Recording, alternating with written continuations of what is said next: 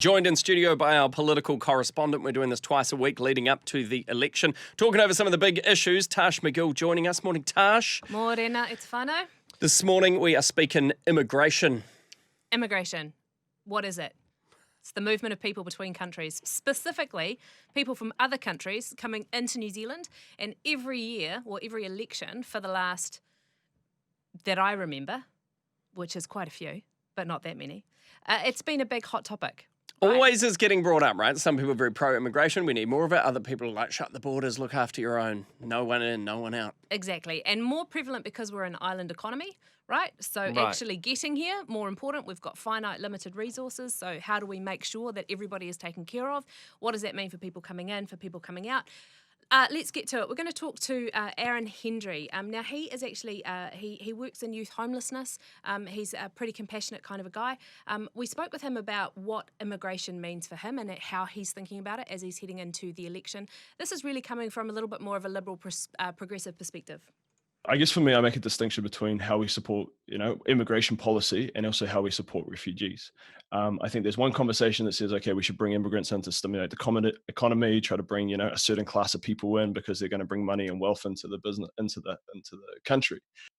For me, that's not really a conversation that I think is on the top of my list. What I look at is actually we have so much to offer, in this country. And as a person of faith, I think I'm called and we are called to open our arms to those who are suffering, those who are the least and the lost in our society and in our world, and breaking down those boundaries between us and them.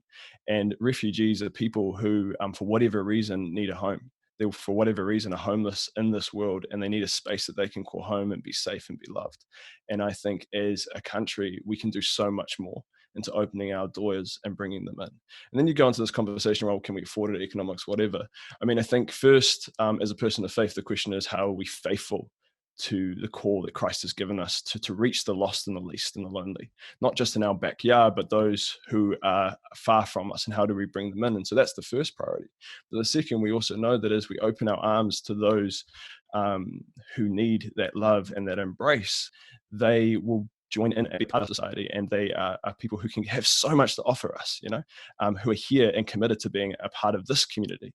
And so there's so much that I think refugees can give us. And I don't think during this sort of really unsettled time, that sort of closing our doors to those who are suffering and those who are in desperate need is really the right thing for us to do from a moral standpoint, and also from a faithful standpoint of thinking, actually, hey, we're called first and foremost to be disciples of Jesus Christ. We're first and foremost, we're called to follow the way of love.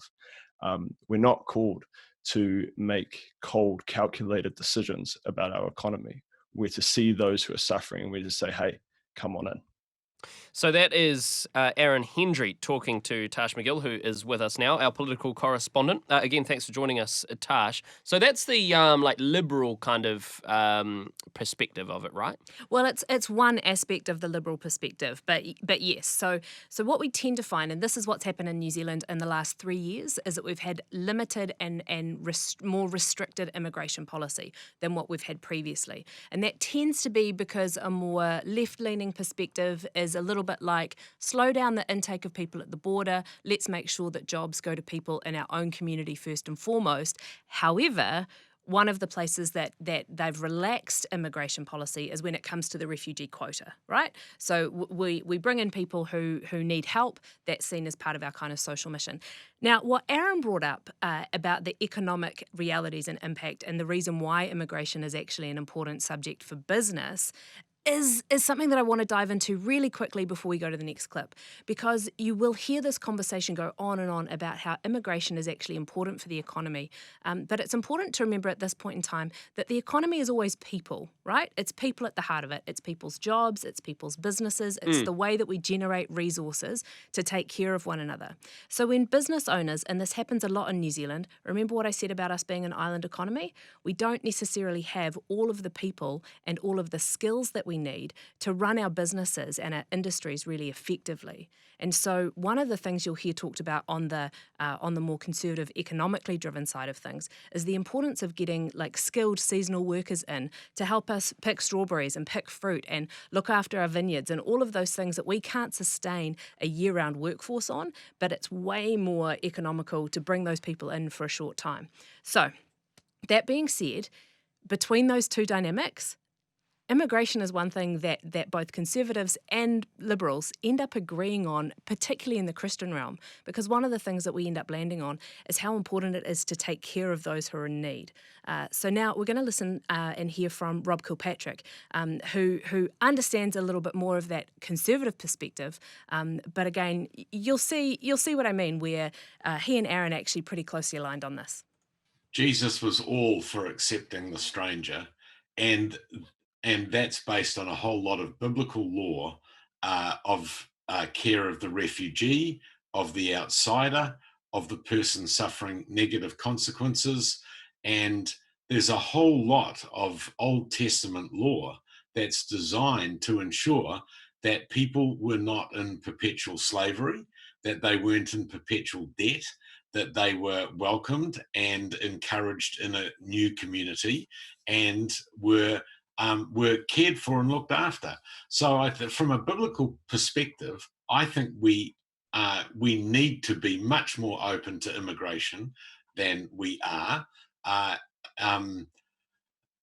think that in terms of our potential racial mix of immigration, we need to be far more thinking of our Pacific Island neighbours, and maybe the wider Pacific and wider still again to Southeast Asia.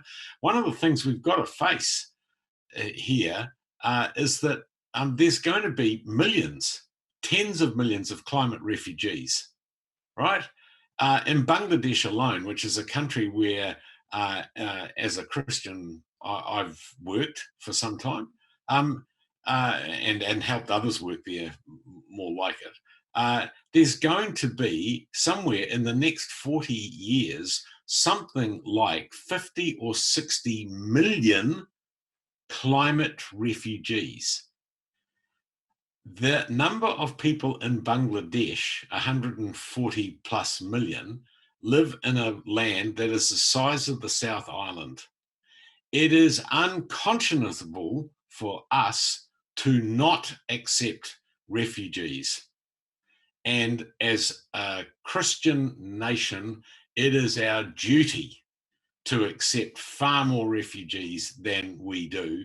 And I don't mean well-heeled people scurrying away from the mess that they've created in Europe, the United States, or anywhere else. I mean people who are genuine refugees and outcasts in a political system and under persecution. They will work hard, and there is plenty of evidence that shows that refugees are actually good for an economy, if you want the positive spin, economic spin on it as well. There's lots of good research that shows that refugees are long-term not a burden on the economy, they're a boost to it. So that was Rob Kilpatrick talking to Tash McGill, who's with us this morning for our chat about politics. We're talking immigration this morning, and he with the kind of conservative side of things, but interesting to hear that he wants us to take more refugees. Well, and that's part of, I think, the Christian perspective and challenge on this, right, is ultimately we know that we need more people in our economy in order for our economy to flourish, right? We actually need to generate more jobs, and we need to make sure that there are plenty of people to do the jobs that need to be done. So immigration, whether that's through traditional means or through accepting more refugees and looking at that as part of socially integrating them into New Zealand society, not assimilating, but integrating, that is maybe a really good economic solution. And it's one example of where Christians on this issue, regardless of which side of the spectrum you may traditionally vote, there's a question here about how do we vote compassionately to say, hey, there is a need in the world and New Zealand is in a position to address it. Yeah, because we've taken a really low amount of refugees in New Zealand. When you think about it, it's less than 2,000 people. Less than 2,000 people. Recently raised in the last 3 years by, I think, about 250. I saw a real interesting TED talk once, and I definitely don't have the full grasp of all the ins and outs of immigration, but the guy was talking about how, some countries where they only accept the best and brightest of certain countries, the most qualified, best people that they can bring in. He was like, there's actually a huge detrimental effect to the countries that you take those people from, because if they're coming from a country that needs improving, say, and you take their their most high-achieving, exceptional people and let them move into your country. And yeah, I guess it gives them an opportunity to flourish or whatever. But you're also robbing that country of some of the people that may be able to make a change in that country in the bigger picture. So it's like if you're only, I don't know, if you're almost giving people a rating as to like how you take them in, it's like you're plundering again from, what would you say, the third world. Right. So and that's called merit-based immigration. Yeah, it's right. actually one of the policies that Donald Trump has put in his platform. Pretty, not Well, it's many. a lot of countries around the world sort of have that, right? Exactly. And it's something that is, I was going to say, it's something that the United States is looking to move more towards because it's been successful in parts of Europe, throughout the EU, but in New Zealand, we've called it the brain drain, right? Our best and brightest, they go to Australia, they go to the UK, they go to Europe, they go to the United States because they can earn more money for the skills that they have. And that's part of what creates a shortage here. A couple of quick facts for you before we, wrap it, I guess. A number of multinational conglomerates that have major offices here in New Zealand have stopped trying to bring in some of their best and brightest since COVID struck because they've found it impossible to bring those skills in. So you do have to ask the question at some point. It's not just about, say, people who are working in the vineyards or in horticulture or agriculture, but it is also, some of that top end of business where it's actually a question of, are we missing out on talent that could help us move forward as a nation?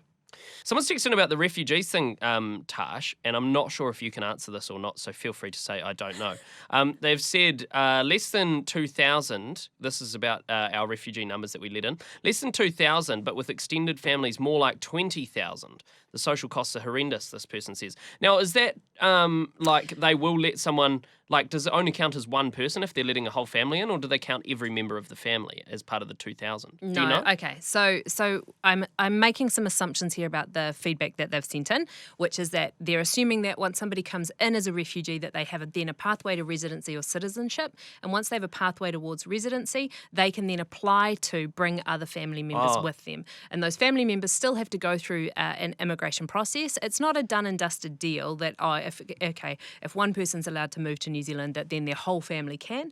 In fact, there's plenty of documented cases where that hasn't actually been able to happen. But this is an example of where, whilst this might not sound like, it's one of those hot button issues for the election because it does come up every election, it is something that's an ongoing consideration because it tends to be something that people have a pretty firm opinion on one way or the other, and they tend to stick to it. And particularly for people who maybe get concerned about what immigration does to the changing culture of a place, or whether or not we lose our New Zealandness. And the other concern, which is, we do have to think, if we're going to be compassionate in the way that we position ourselves when it comes to voting on this issue, it's maybe not enough to just think about, okay, we're going to vote for the party that says, yes, we want more refugees, or yes, we want more immigration for business, or no, we don't want anybody coming here because we want all of this land for ourselves.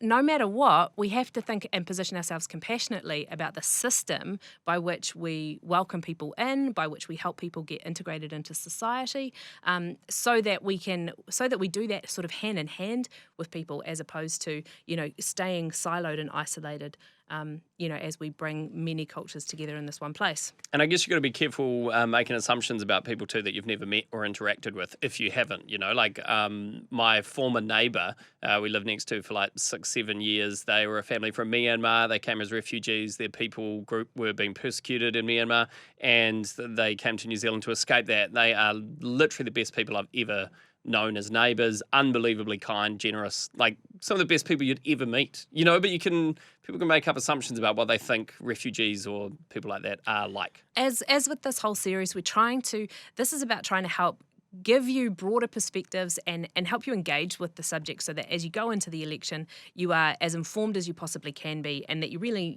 kind of know which way you're driving your votes. So we've heard more of a liberal perspective, we've heard more of a conservative perspective, and this is Frank giving us perhaps a posture that we need to adopt, or that we might remember as we consider these issues and then head to the polls.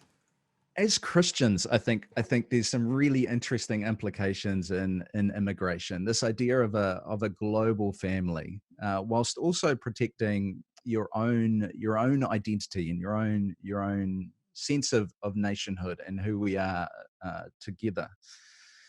I don't know all the ins and outs of what's needed in our country, which is partly why I vote for politicians, because I vote for people of character. I hope to vote for people of knowledge who can see these things in a way that I can't. So there's decisions around immigration that I'm hoping that they can make that I could never possibly make. But then the big thing for me is what happens when someone ends up here. How do they feel? How are they knitted into our nation? How do they become a part of the family without having to jettison who they are as well? I know when we talk about immigration, there's this expectation of assimilation. And there's this sense where you want people to knit in, but I want them to bring the color and the variety of who they are as well. And there's two places, if we're going to get really Christian in the Bible, where I look to when it comes to this sort of thing. There's the Tower of Babel, where everybody is scattered, the redemption of that is Pentecost. But that redemption is not a homogenization of culture back to something that is one, where everybody has one language. There's this everybody hearing the story of God in their own language, their own culture, and who they are is celebrated. So I want a culture. I think church culture should reflect that to a degree. Some interesting thoughts there from Frank Ritchie. He was talking to Tash McGill, and Tash McGill is in studio with us now. Thank you so much for joining us again, by the way. Always a delight to see you guys, especially on a Monday morning. Yes, and especially to talk about politics. This morning we've been talking about immigration, which has been fun, not something that I'm, I guess, an expert in, so it's good to learn. By the way, if you want to go to policy.nz, you can see all the political parties' immigration and border policies all lined up next to each other if you sort of want to click and compare what different parties think could help you make an informed decision. Exactly, look, and that was a punchline. Thank you for delivering it so effectively. Hey, well, so is that it then? Sorry, Did he steal your thunder? Did I cut your grass there? As I was going to say, one of the best things that you can do is be a good citizen, be informed, and the best way to learn the party, here's my advice on this one, the party that you feel the most closely aligned with, do the work, even though you might not think about immigration all the time. Go to their website, check out what it is that they have to say, and then do a bit of a comparison, because you may be surprised. This is one of the slow burner issues that we talk about every election. So go ahead and do a bit of a comparison and see where you actually fall most closely, and ask yourself some questions about why those parties are putting forward those policies. What are the benefits to us and to the rest of the global community we're part of? We will see you again on Wednesday, Tash, talking about housing. Thank you so much for popping in. Really appreciate it. Live FM. Live it.